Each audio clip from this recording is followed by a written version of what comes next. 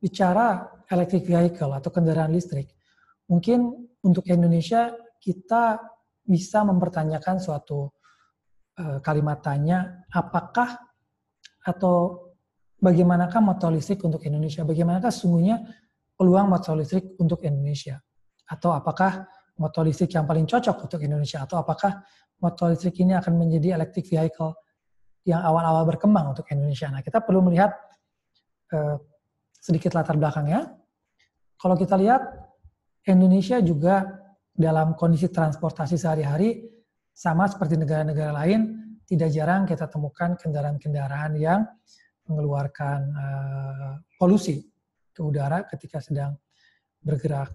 Nah, ketika kita bicara jumlah kemudian jenis kendaraan, maka kita lihat di Indonesia, terutama di kota-kota besar, di mana orang lebih terekspos dengan polusi di jalanan itu adalah banyak sekali kendaraan motor. Baik yang digunakan pribadi atau yang digunakan untuk kendaraan umum, misalnya dengan maraknya kendaraan ojek online saat ini. Nah, ini pun didukung oleh data bahwa di Indonesia perkembangan kendaraan bermotor memang sangat pesat. 2016, 2 tahun yang lalu, itu adalah sekitar 25 juta mobil kendaraan roda 4 atau lebih, dan lebih dari 100 juta unit sepeda motor, dan jumlahnya terus meningkat. Nah, tentu saja ada alasan kenapa orang memilih sepeda motor di Indonesia atau di kota-kota besar di Indonesia.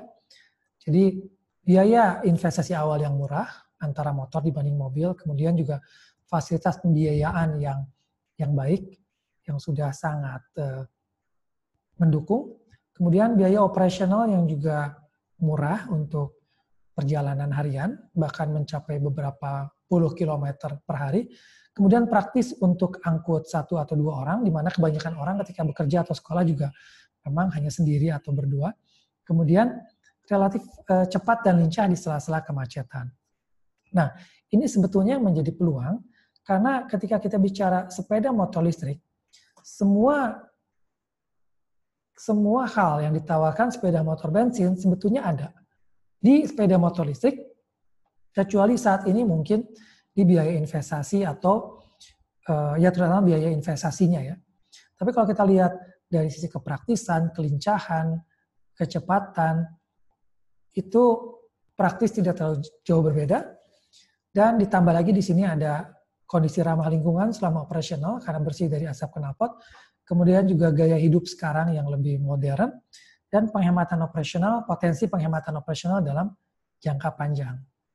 Nah, tentu saja masih ada tantangan atau pekerjaan rumah yang perlu diselesaikan. Misalnya, bagaimana fasilitas finansialnya, pendanaannya, investasinya, sehingga pembelian motor listrik misalkan dengan motor bensin bisa dibandingkan. Kemudian juga dari infrastrukturnya, apakah fasilitas pengisian listrik, baik yang dengan pengisian charge, dengan kabel listrik atau pertukaran baterai, itu sudah siap. Dan bagaimana dengan bengkel, pendukung, harga jual kembali, on the deal, dan lain sebagainya. Kemudian bagaimana integrasi teknologinya, bagaimana desainnya, baterainya, bagaimana pola aktivitas harian, biaya, IoT, regulasi, dan lain-lain.